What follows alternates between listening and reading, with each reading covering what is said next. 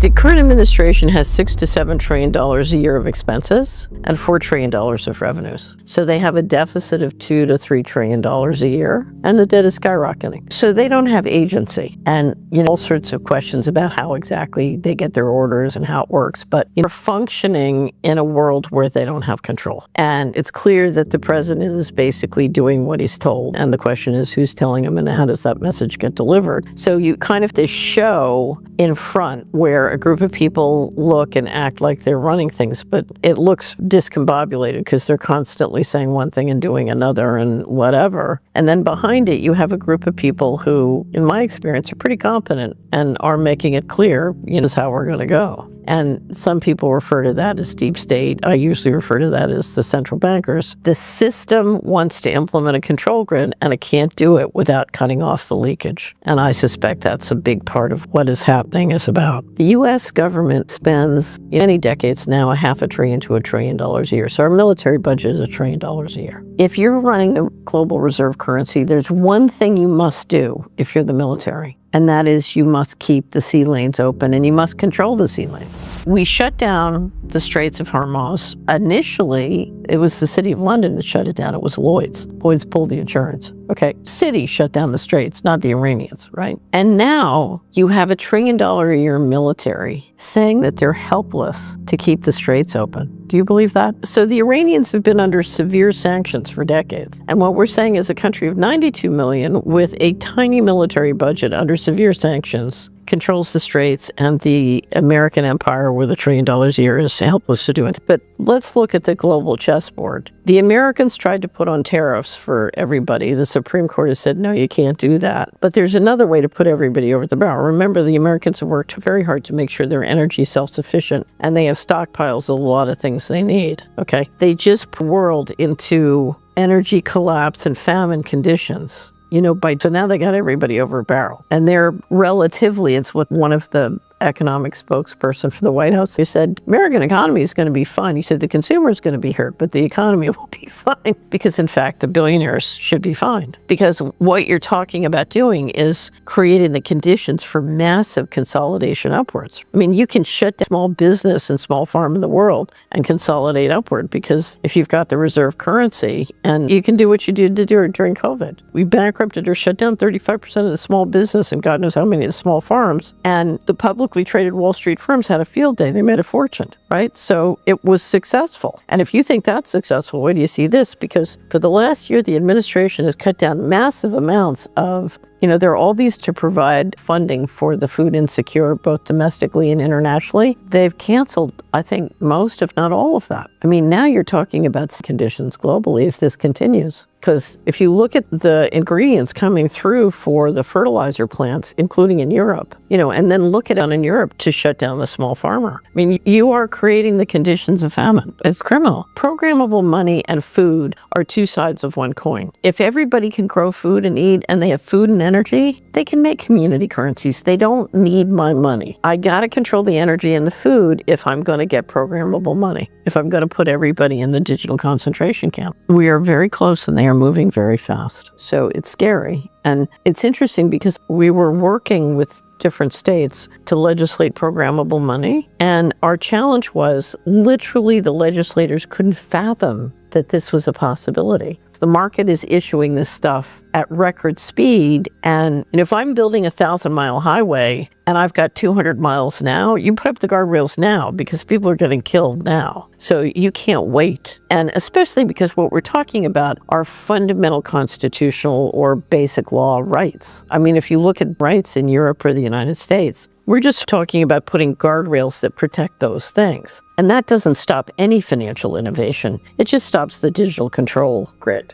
Remember, every stable coin is going to be programmable. And so it gives you complete surveillance of all the citizens globally if it works. And you can start to fiddle and control them. So what you're going to watch is the U.S. government, so it's going to be are going to be in the lead on this, and a variety of crypto firms use the crypto rails to tender for as many citizens as they can reach through the smartphones and the internet as possible and get them off their local currency and out of their local banking system and into the treasury market through using the equivalent of a little crypto treasury bill to trade, right? Because if I'm putting money in my local bank in Estonia, the bank's making loans and facilitating with credit creation, building the monetary supply. It's through that credit creation that you create. And if you've ever studied Richard Warner's book, he explains how really good local banks, through their credit creation of properly underwritten companies, creates massive inflation. And instead, what you're going to do is you're going to suck all the money out of that and into financing the war machine. What a great idea. Now, we don't know if this is going to succeed or fail, but if it succeeds from the point of view of the Secretary of Treasury, it's going to decimate the tax base everywhere in the world that it works. You're talking about a mammoth shift into centralization, because instead of my money going into the local bank and circulating in my community, it's going to Washington where they control who gets it. More billionaires. We'll create a lot more billionaires. Now, Wall Street has said we're going to issue tokens. So instead of trading $250 trillion worth of stocks and bonds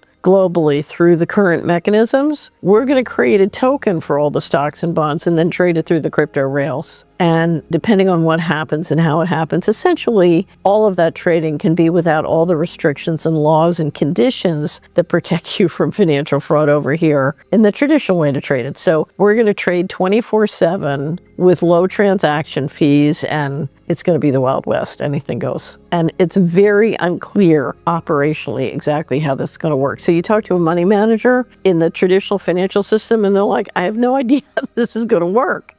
Because it's not clear what the legal token on a share of IBM stock and the IBM stock, And the other thing that they wanted real assets. So they want to tokenize the national parks and sell tokens so that you can own a piece of the national park. It's a way of privatizing all the land and resources in the world. It is a vision of how you get to the financial control grid. The leadership are paid in every country in the world to sell their local population down the river. And that's what's been happening for decades. And if you think it's bad in Europe, you should see what went on in Latin America starting in, the late 90s. It was incredible. And a perfect example, because I just drove to Switzerland and back through Germany. And every time I do a round trip through Germany, it's worse. And van der Leyen said, it was a mistake to cancel nuclear power. It's like, really, you think? It's totally insane. It's suicide. Just announced they're going to be making, I think, missiles because they can't make it as a company. I mean, energy has destroyed its industrial base. It's one of the people from Germany in the European Parliament describing how many jobs and businesses have been lost. Basically, it's building central control and it's building depopulation. So, you're talking about lowering the population, putting population under complete political and economic power. So it's a re-engineering, it's a reset.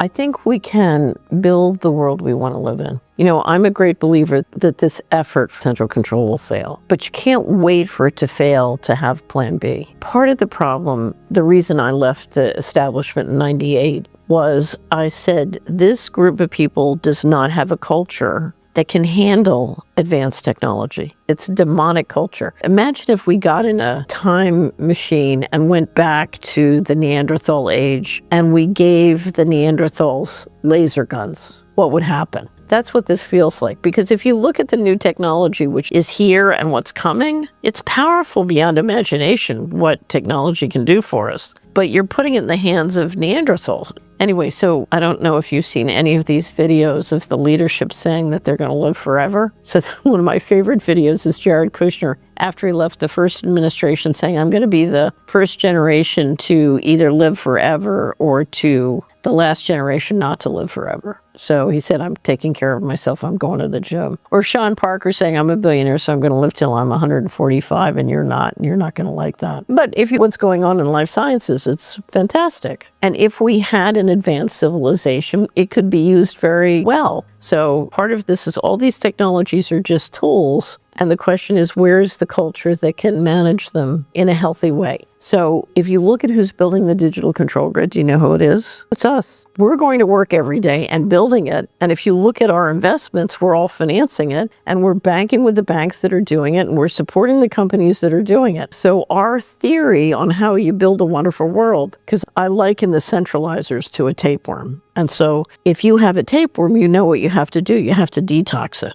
And that makes you more powerful and the tapeworm weaker.